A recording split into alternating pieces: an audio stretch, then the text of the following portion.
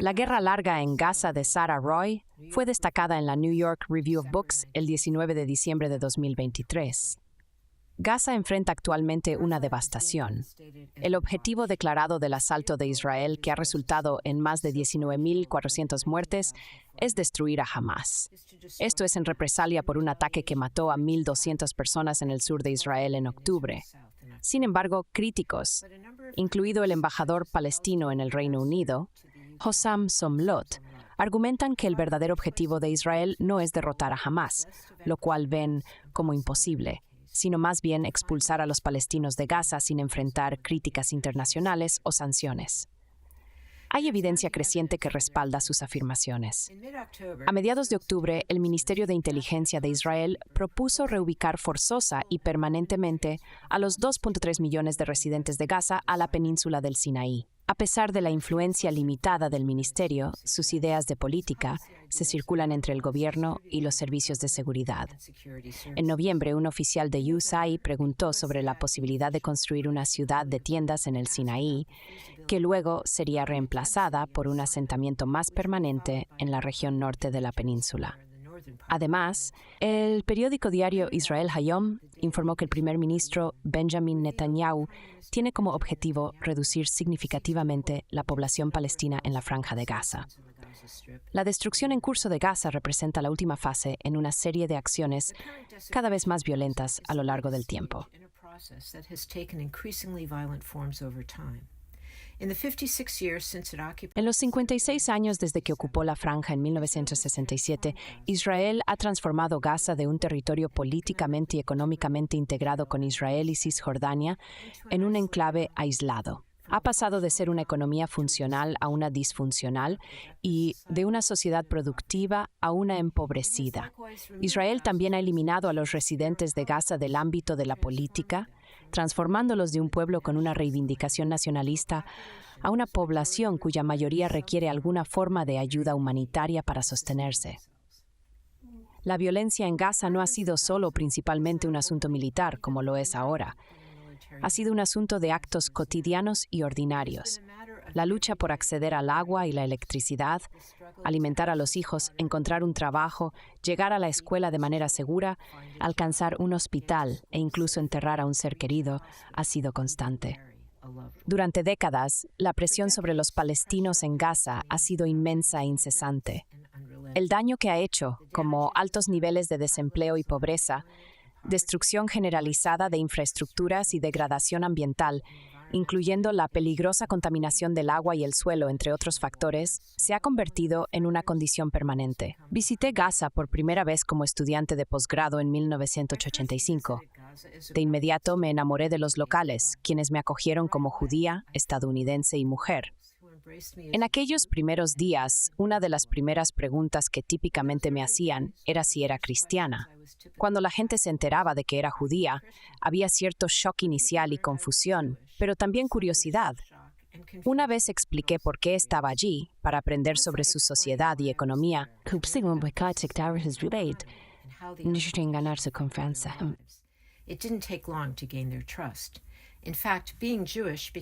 De hecho, ser judío se convirtió en una ventaja.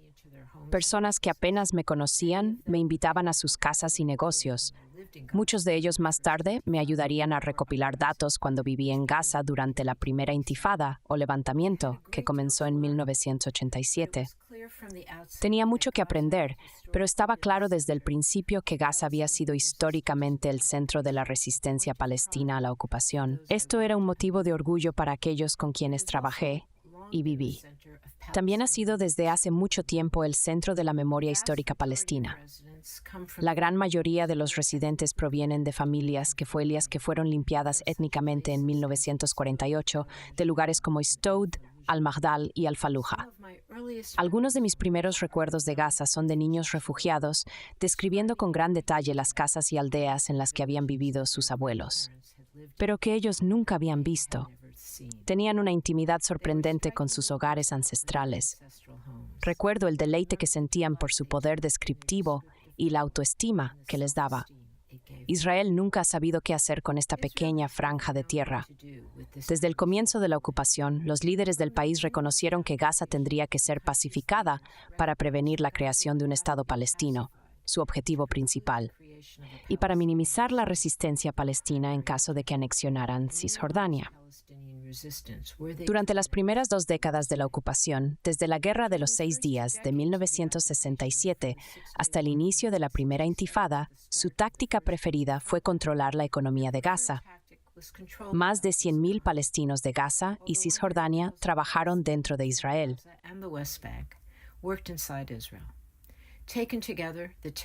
Tomados en conjunto, los territorios eran el segundo mercado de exportación más grande de Israel después de Estados Unidos. Empezaron a depender fuertemente de Israel para el empleo y el comercio. Esto llevó a una mezcla de prosperidad individual y estancamiento comunal. Mientras que los estándares de vida mejoraron, los propios sectores productivos de Gaza, como la manufactura y la agricultura, recibieron poca inversión. Esta falta de desarrollo se hizo evidente durante la primera intifada, que mostró que la estrategia de pacificación había fallado. Los mejorados estándares de vida ya no podían compensar la falta de libertad. Con los acuerdos de Oslo de 1993, que marcaron el fin de la primera intifada, la política israelí comenzó a cambiar. En lugar de regular la economía de Gaza, Israel comenzó a restringirla, limitando el comercio y el movimiento de trabajadores entre Gaza y sus principales mercados en Israel y Cisjordania. Esta estrategia se intensificó en 2007 cuando Hamás tomó control de Gaza tras derrotar a Fatah en las elecciones legislativas el año anterior. Israel entonces impuso un bloqueo que limitó severamente el comercio con Gaza y la entrada de ciertos productos alimenticios en la franja. Sin embargo, este bloqueo, ahora en su 17º año, es solo una versión más extrema de medidas anteriores. Incluso antes de que Hamás comenzara a lanzar cohetes y a orquestar atentados suicidas en 1991, Israel había empezado a restringir y bloquear periódicamente el movimiento de trabajadores y el comercio, de los cuales la pequeña economía de Gaza dependía en gran medida.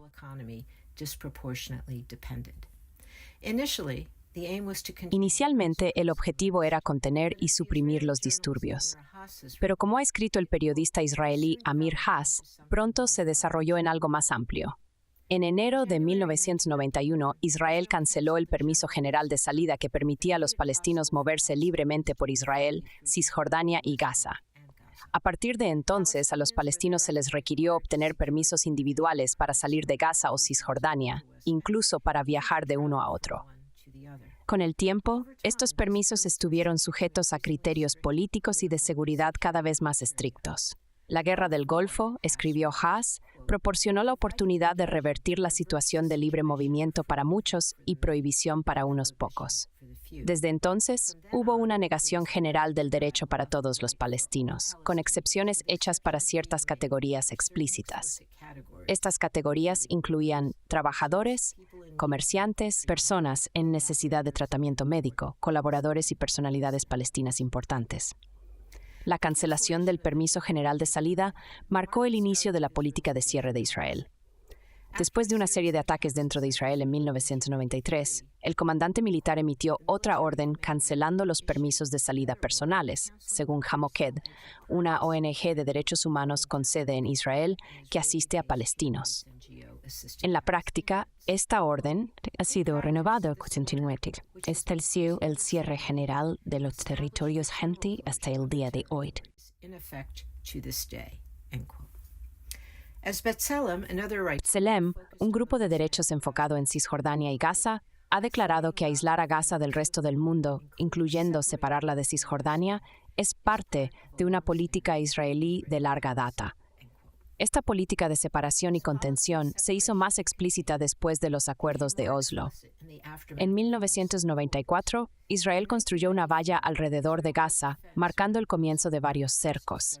Cuando la segunda intifada estalló en el año 2000, Israel impuso restricciones de viaje a los gazatíes. Esto incluyó prohibir a los estudiantes perseguir una educación superior en Cisjordania y prohibir a los residentes de Gaza entrar a Israel para visitas familiares o reunificación con un cónyuge. Las visitas de ciudadanos palestinos de Israel y residentes de Jerusalén Este a familiares en Gaza se redujeron significativamente. Israel también restringió severamente la capacidad de toda la población de Gaza para viajar al extranjero, con muchos completamente prohibidos de hacerlo. La importación y exportación de bienes fueron restringidas y a menudo detenidas. Además, Israel prohibió a la mayoría de los residentes de Gaza trabajar dentro de Israel, eliminando una fuente significativa de ingresos para decenas de miles de personas. En 2005, Israel se desvinculó de la franja, retirando todos sus asentamientos y fuerzas militares. Funcionarios israelíes han argumentado que esto terminó formalmente la ocupación del país sobre Gaza. Sin embargo, según el derecho internacional, Israel sigue siendo un ocupante, ya que mantiene un control efectivo sobre las fronteras de Gaza, acceso al mar, espacio aéreo y registro de población.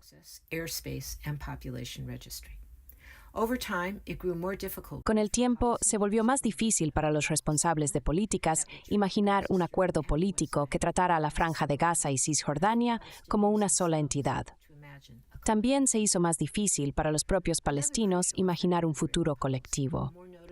Otro efecto crucial de la política israelí, que se hizo más notorio después de que Hamás llegara al poder en 2007, fue la transformación de la ocupación de un asunto político y legal, con legitimidad internacional, en una disputa sobre fronteras, donde se aplican las reglas del conflicto armado.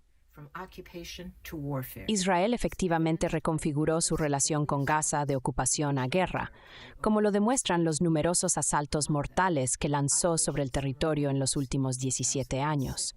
Estos incluyen la Operación Lluvias de Verano en 2006, Operación Invierno Caliente en 2008, Operación Plomo Fundido en 2008 y 2009, Operación Pilar Defensivo en 2012, Operación Margen Protector en 2014, Operación Guardián de los Muros en 2021, Operación Amanecer en 2022 y Operación Escudo y Flecha en 2023. Sus aliados internacionales aceptaron rápidamente este cambio. Gaza pasó a ser identificada únicamente con Hamás y tratada como una entidad extranjera hostil. Bajo este nuevo enfoque, Israel abandonó completamente la noción de que Gaza podría tener una economía de mercado.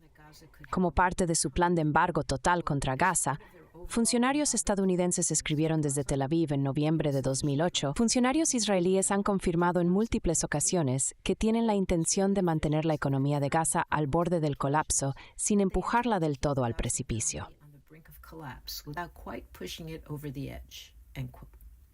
Más específicamente, su objetivo no era elevar a las personas por encima de un estándar humanitario específico, sino asegurarse de que se mantuvieran en ese estándar o incluso por debajo de él.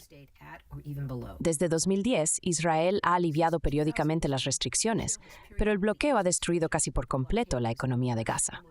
En la víspera del conflicto actual, el desempleo estaba en el 46.4%. En el año 2000, antes del bloqueo, estaba en el 18.9%.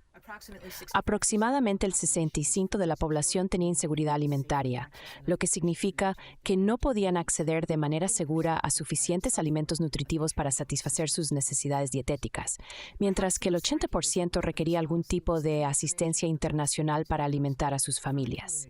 Quizás el resultado más impactante de esta política fue la transformación de los palestinos en Gaza, de una comunidad con derechos nacionales, políticos y económicos, en un problema humanitario. Las necesidades de más de 2 millones de personas se redujeron a sacos de harina, arroz y azúcar, asistencia por la cual la comunidad internacional era y sigue siendo enteramente responsable. Cisjordania y Gaza están ahora casi completamente desvinculadas. Un informe del Banco Mundial declaró en 2008, con Gaza transformándose drásticamente de una ruta comercial potencial a un centro amurallado de donaciones humanitarias. Israel ha creado, en otras palabras, un problema humanitario para gestionar un problema político. No solo obligó a la intervención humanitaria, sino que transformó la vida cotidiana en guerra por otros medios, utilizando la amenaza de catástrofe como una forma de gobernanza y el sufrimiento como un instrumento de control. form of governance and suffering as an instrument of control. Until recently, the goal was to Hasta hace poco el objetivo era prevenir desastres a gran escala, como la hambruna. Sin embargo, este objetivo ha sido superado por preocupaciones más apremiantes. Durante las últimas 10 semanas, excepto por una pausa humanitaria de una semana, Gaza ha estado bajo un asedio total. Israel ha detenido casi por completo la entrada de combustible y ha restringido la entrada de alimentos y otras necesidades críticas. A los palestinos que se negaron a moverse hacia la parte sur de la franja, después de ser advertidos por el ejército israelí al inicio del asalto, se les dijo que podrían ser considerados cómplices de una organización terrorista.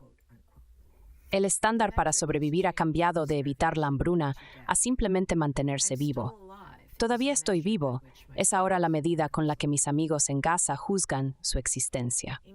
En Gaza, donde la gran mayoría de la población está confinada a una pequeña franja de tierra de la que no pueden salir, la ocupación ha hecho imposible que se desarrolle cualquier entorno social normal.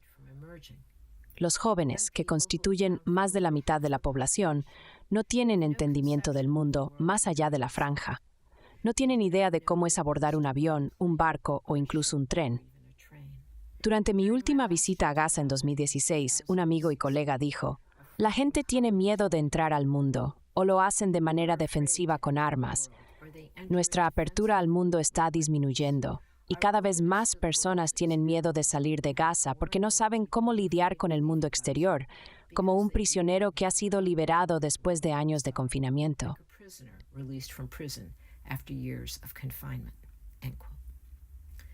In Gaza, daily life... En Gaza, la vida diaria implica una reducción del espacio y de la certeza en ese espacio como un lugar para vivir. También involucra una reducción del deseo, la expectativa y la visión.